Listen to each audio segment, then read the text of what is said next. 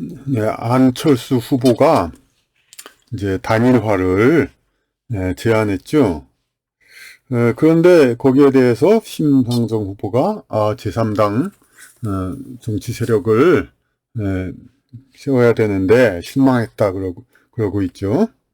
여기 또 이 후보, 안 후보가 이렇게 됐는데, 그러면 이 심상정 후보, 그리고 이전까지 안 후보는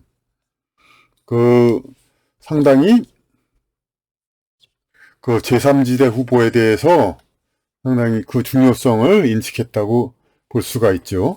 사실 이제 양당이 서로 경쟁함으로써 그렇게 해서 국민이 어느 잘하는 쪽을 선택하게 함으로써 그럼으로써 민주적 정치가 되는 것이고, 왕조 시대라든지 혹은 중공과 같은 일당 독재라든지 그런 거에 비해서 민주정치의 우월성을 말할 수 있는 것인데, 근데 정작 이제 양당이 다 별 다를 바 없이 이제 이쪽에서 하는 말로는 이제 부패해가지고 뭐 그 당이 그 당이다, 그렇게 해서 골라봤자 소용없다, 이것이 이제 그 양당 정치를 비판하는 그런 입장인데, 그러면은 그럼 양당을 비판하면서 여기서 지금의 안철수 후보는 이제 논외로 친다 하더라도 과거의 안철수 후보라든지 지금의 심상정 후보 혹은 기타 또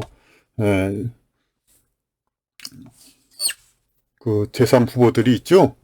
누구 얘기한다면 뭐 주술적인 거라고 해서 또 욕먹을 것 같고, 또 누구 얘기하면은 여기는 뭐 지지율도 별로 없는데 뭐 기득권층이 밀어준 후보 같고, 그러니까 이쪽은 얘기 더 안 하겠습니다. 이쪽까지. 그러니까 그러면 이쪽 당에서 제3 후보라고 이렇게 주장하는데, 결국 여기서 양당을 비판하는 게 결국 양당의 부패 무능, 그거밖에 없습니다. 이런 이제 정량적인, 양적인 어떤 평가, 양적인 점수 평가, 이런 거밖에는 현재는 없는 상태입니다. 정량적인 그런 평가들. 그러면 국민이 그럼 당이 3개 있으면서도 또, 다 같이 또 이제 무슨 뭐 부패 무능, 세 당이 그럼 또 다 그렇지 않다는 법이 또 어디 있습니까? 결국은 그러니까 차별화가 있어야 그나마 이제 국민이 여기서 선택을 할 수 있는 의미가 있는 겁니다. 근데 지금 양당은 사실상 이제 과거에는 지금 지역색이 없어진다고 하지만은, 혹은 이제 또 중에 가까워지냐, 미일에 가까워지나, 이거 가지고 국민을 인질로 삼아가지고 잡아당기는 거 말고는 그렇게 무슨 당 정책에 그리 큰 그 변화가 없는 실정이죠. 그리고 지금 또 안 후보의 단일화 선언을 하기 이전에 안 후보는 지금 어떤 얘기를 합니까? 지금 기득권 노조의 부패, 이거에 대해서 이쪽 국힘당이나 윤 후보보다 더 강력하게 이제 이것을 개선하겠다고 주장하고 있죠. 심 후보는 어떻습니까? 지금 진보 좌파 정부 들어와가지고 페미니즘과 기타 그런 이제 노동자 위주의 정책이라든지 이제 파업을 해도 전혀 국가에서 손을 쓰지 않는다든가 그런 활동을 해도 현재도 그러고 있는데, 심 후보는 거기에 더 앞서 나가서 그냥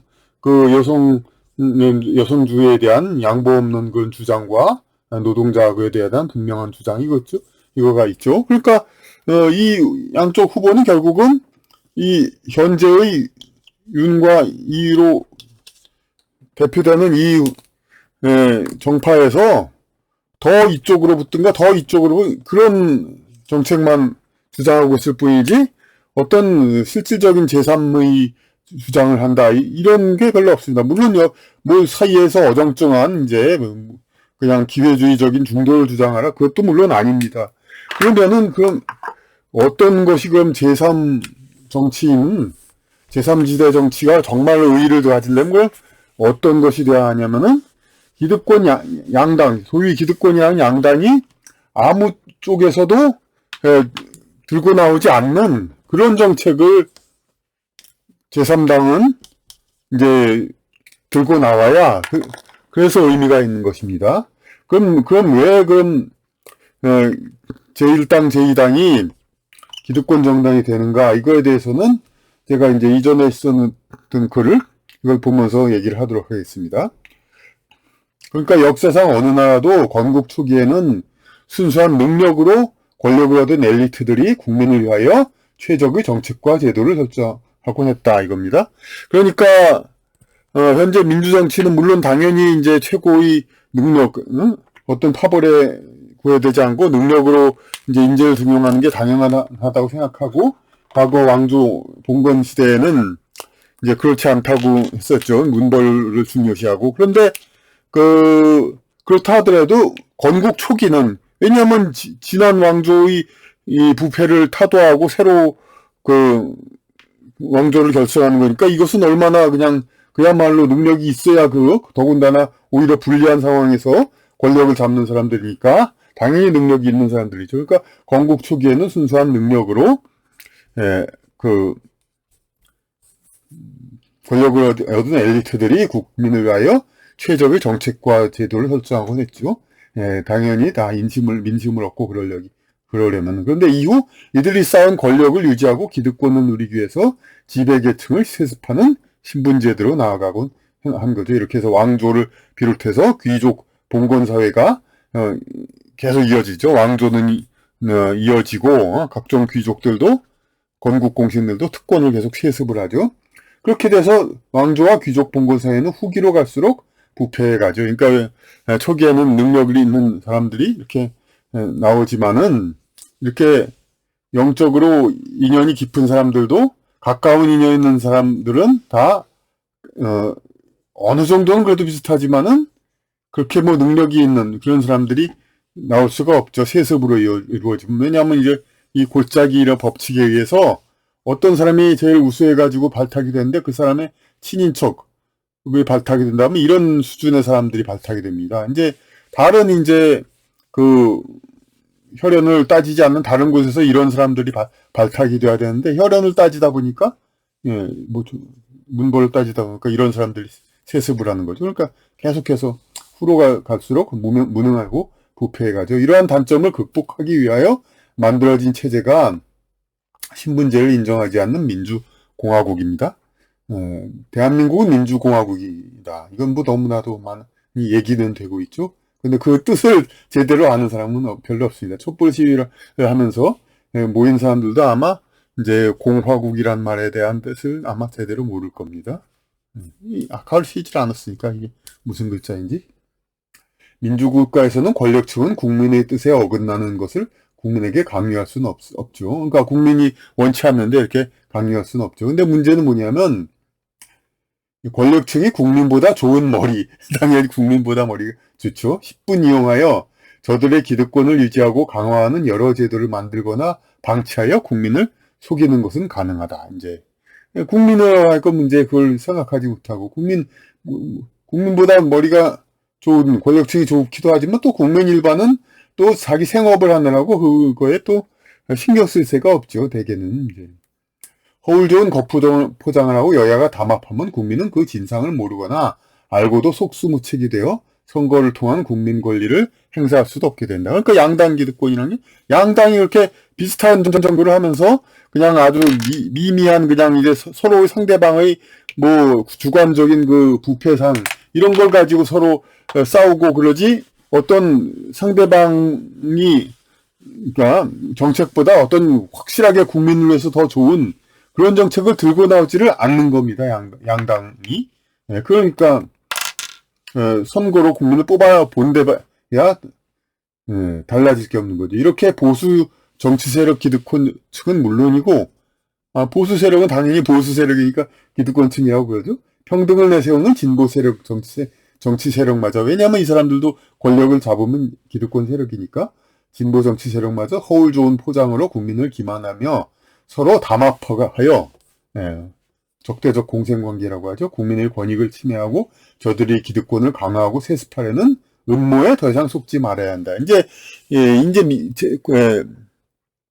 형식상 민주주의 정치하에서는 국민에게 억지로 강요할 수는 없습니다. 하지만은 국민이 모르니까 뭐 속여서 그럴 수가 있습니다. 그래서 여기서 몇 가지 이제 얘기를 했습니다. 각 정당은 공천 기준 담합. 근데 이게 보면은 좀 사실 어느 정도 진보 이름으로 담합하는 게 많습니다. 왜냐하면은 이제 순수한 보수적인 그 이념은 서로 자유 경쟁을 굉장히 중요시하죠. 근데 이미 기득권을 가진 입장에서는 자유 경쟁을 좀 눌러야 자기들 기득권이 유지되죠. 그러니까 이 어떤 양당이 속이고 담합하는 정책들을 나열해 보면은 좀 보수적인 그런 느낌이 좀 나 보입니다. 공천기준 담합이 뭐냐? 각 정당은 국회의원 공천기준은 담합하지 말라. 허울 좋은 청년 여성 공천 할당. 그러니까 결국은 청년 여성 공천 할당으로 자수성가한 인재보다는 정치인 가문의 친인척 발탁을 유리하게 하지 말라 이렇게 얘기했습니다. 그러니까 아니 정치하려면 당연히 사회 경험도 많고 그 경륜 있는 사람을 뽑아서 능력 있는 사람을 뽑아야지. 사회 경험도 별로 없는 사람을.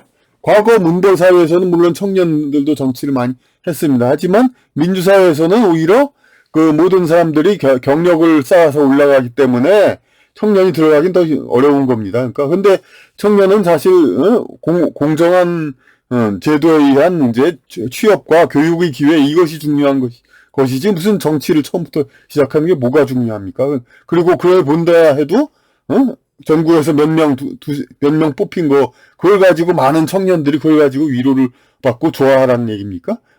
여성 것도 마찬가지입니다. 사실은 순전히 이제 능력별 자유 경쟁이라면은 여성은 아무래도 추진력이라든지 그런 어떤 이제 생업이 절박함 이런 것들 그런 것 때문에 출세욕이 또 크다든가 그런 게 아니기 때문에 오히려 이제 왕조 시대나 이제 그런 뭐 제도적으로 여성을 막는 시대가 아니면은 그런 문벌 사회보다는 오히려 어떤 자유민주 사회에서 더 진출이 더 덜 할 수밖에 없습니다. 하지만 어쨌든 할당을 함으로써 이제 정치인 친인척 이제 며느리 일가 며느리 이런 사람들 혹은 이제 그 재벌가 그 남편은 돈이 있는 사람들이 이제 아내를 이제 정치권으로 밀어넣어서 그런 것이 있죠. 결국 이런 것이 이제 겉으로는 마치 청년 여성 그러는 게 마치 장년 남성들이 주로 이제 사회에서도 일을 하니까 정치에서도 당연히 이들이 주가 돼서 일하는 건 어찌 보면 당연한 건데 이 진보 좌파 사상 그런 그런 것이 아니면은 그런데 이것을 마치 기득권인 양 포장해 가지고 이게 청년 여성 할당을 하는 것을 진보적이고 이제 새로운 것처럼 얘기하는데 오히려 이것이 기득권을 유지하려는 그 집안 세력 그러니까 기존의 기득권 이제 장년 남성에서 해당하는 기득권 세력이 있다면 이 사람이 자기 경쟁자인 후배 친구 이런 사람들한테 권력을 물려주는 것보다 자기 아내와 자기 자녀들 이 사람들한테 물려주는 것이 더 좋죠. 이 사람들 입장에서도 기존의 장년 남성들도 그러니까 이제 청년 여성 할당이라는 것이 기득권 유지에 오히려 계층 순환을 막는 그런 역할을 하는 겁니다. 두 번째는 순수한 제도를 건의한 건데 평판사, 평검사, 판사와 검사를 그 지방의회가 탄핵할 수 있어야 된다.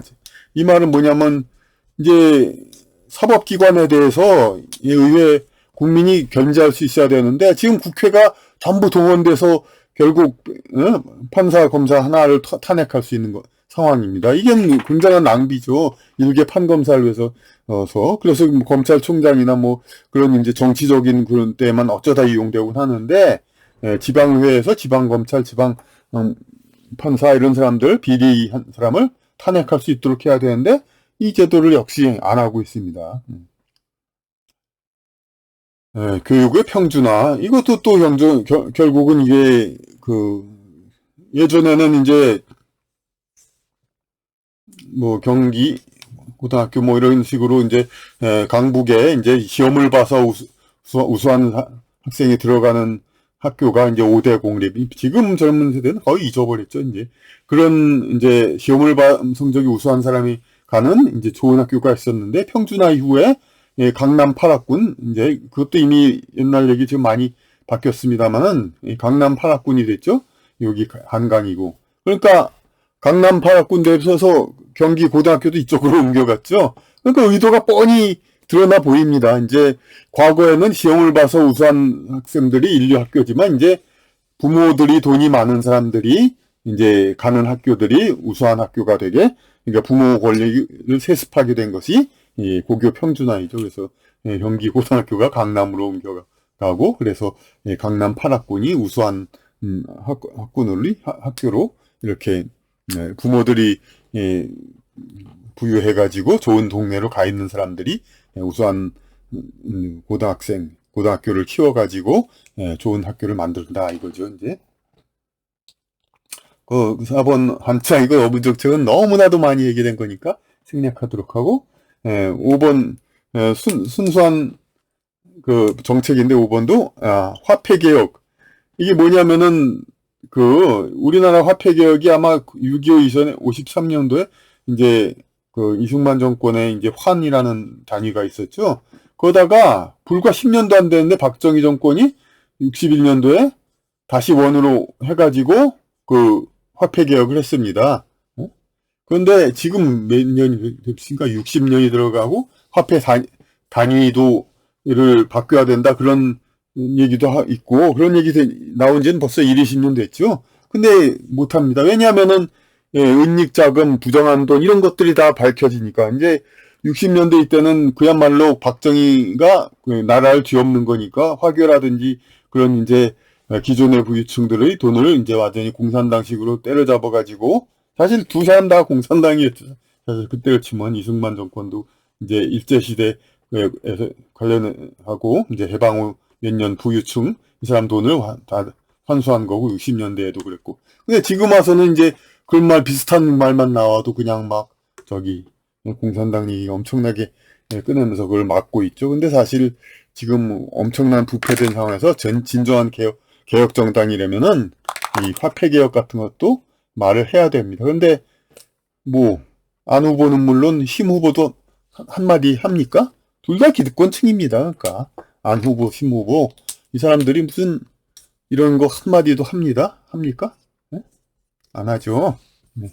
다 뭐 기존 정당이 하는 거하고 똑같은 주장만 하고 있지. 화폐 개혁의 필요성이 충분히 제기됐음에도 지하 경제의 안보를 위하여 여야 모두 실시를 꺼리고 있다. 6번 병역 의무를 골고루 분산하라. 이건 남녀 공역.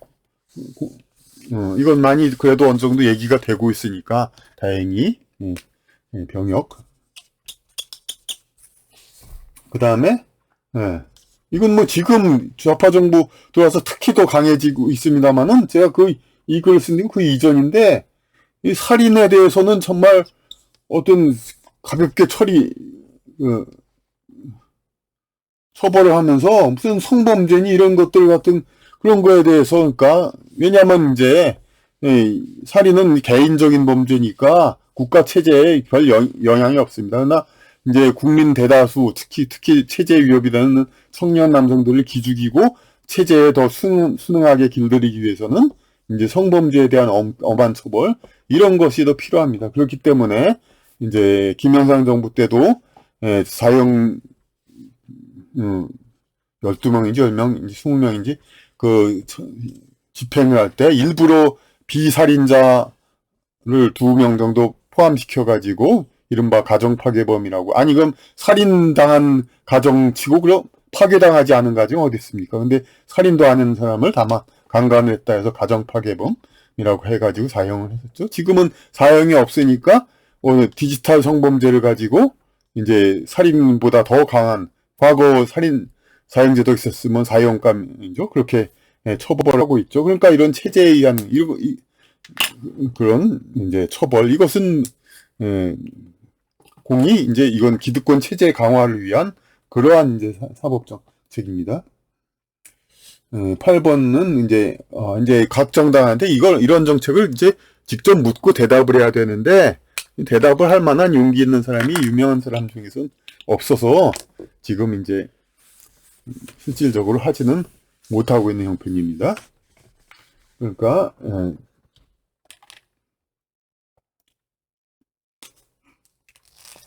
네. 청년 여성 공천, 이것의 속임수라는 겁니다.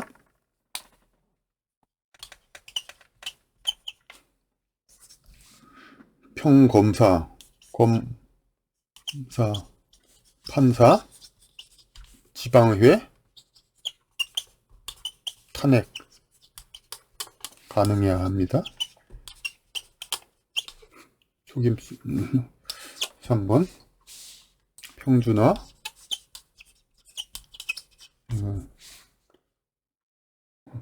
4번은 생략.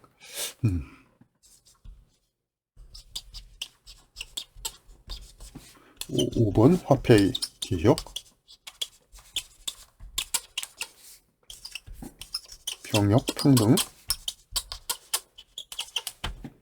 7번 살인죄 강화, 그러니까 성범죄, 지나친 성범죄, 그러니까 완화해야 됩니다. 이런 것이 국민 속임수이고, 이런 거에 대해서 용기 있게 주장할 수 있는 그러한 정당이야말로 진정한 제3당으로서 국민 양당이 이제 국민을 인질로 잡고 이렇게 계속해서 기득권을 오가는 거에 대해서 진정 깨트릴 수 있는 그런 것이가 되겠습니다. 이제 이런 기득권 나은 정당이 하지 않는, 양당이 하지 않는 그러한 양당이 왜냐하면 이런 건의들은 듣지 않는 게 양당 동의 이득이 되니까 이것을 깨트려야, 그래야 진정한 제3당의 의미가 있는 것입니다.